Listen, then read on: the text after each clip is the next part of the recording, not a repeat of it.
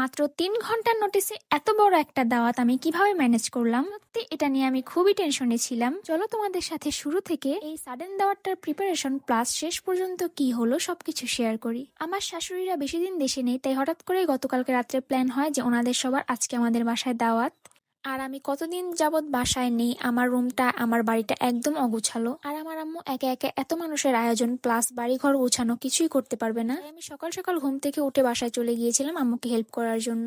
আমি বাসায় গিয়েছিলাম 11টার দিকে, আর ওনারা দুপুরে আমাদের বাসায় লাঞ্চ করবে। বুঝতেই তো পারতেছো একদম সময় ছিল না, তাই অগুছালো কোনো কিছু গুছানোর শুট তোমাদের জন্য আমি নিতে পারি নাই, কারণ আমার হাতে একদম কম সময় ছিল। আমি একদম কোনো রকম সবকিছু ম্যানেজ করছি। কোন জায়গায় কোনটা রাখলে ভালো লাগবে সেটাও আমি বুঝতে পারতেছিলাম না, একবার এটা রাখতেছিলাম একবার ওইটা রাখতেছিলাম, পুরাই কনফিউজড ছিলাম। এখন আসি খাওয়া দাওয়ার কথায়। এতটুকু সময়ে এতগুলো খাবার দাবার আমার আম্মু তো জীবনেও রান্না করতে পারবে না, তাই কয়েকটা আইটেম আম্মু রেস্টুরেন্ট থেকে অর্ডার করে এনেছে আর কয়েকটা আইটেম আম্মু বাসায় রান্না করেছে। আমি এত পরিমাণ বিজি ছিলাম যে তোমাদের জন্য আমি সবগুলো আইটেমের শুটও নিতে পারিনি। বুঝো এবার ব্যাপারটা। আমরা বাসায় এই ফ্রোজেন স্বামী কাবাবটা কিনে আনছিলাম, এটাকে শুধু ফ্রাই করে দিছি। কাবাব, গরুর মাংস, ডিম আর ইলিশ মাছটা আমরা বাসায় করছিলাম। ফ্রাইড রাইস, চিকেন ফ্রাই আর ভেজিটেবল এগুলো সব রেস্টুরেন্ট থেকে অর্ডার করে আনছিলাম। এত তাড়াহুড়ার মধ্যেও এই ইলিশ মাছ দুইটাকে আমি নতুন জামাইয়ের জন্য সুন্দর করে ডেকোরেশন করছি।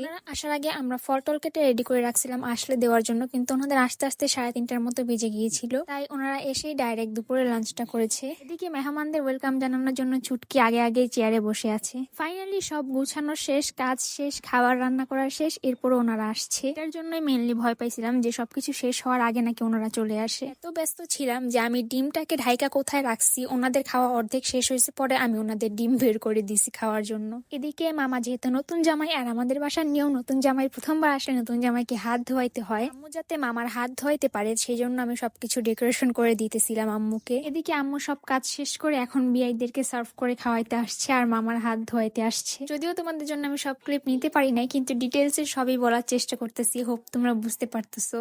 ওদিকে মামার পাশাপাশি আম্মু মামার ছোট ভাই আর মামার বড় ভাইকেও হাত ধোয়াই দিতেছিল, যেহেতু আম্মু একমাত্র বিয়াইন, মানে যেহেতু হাত ধোয়ার ব্যবস্থা হয়েছে, কোনো বিয়াইকে আজকে বাদ দিবে না, একজন একজন করে সব বিয়ের হাত ধোয়াই দিতেছিল আম্মু। খাওয়া দাওয়া শেষে ওনারা সবাই একটু বাড়িতে বাইরে হাঁটাহাঁটি করছিল, এরপর সবাই চা নাস্তা করলো। আর আমি সকাল থেকে কাজ করতে করতে কাজের বুয়ার মতো হয়ে গেছি। তখনই হঠাৎ দেখি আমার জামাই আসার সময় আমার জন্য একটা ফুল নিয়ে আসছে, এখন আমাকে দিতেছে আইসা। সাথে আমি আবার ফাইজলামি করতেছিলাম যে আজকে সারাদিন কাজ করছি দেখা কি এটা কি আমাকে প্রাইজ দেওয়া হইলো নাকি। যাই হোক, সন্ধ্যার দিকে ওনারা চলে যাওয়ার পর শান্তিতে এক কাপ চা খেলাম।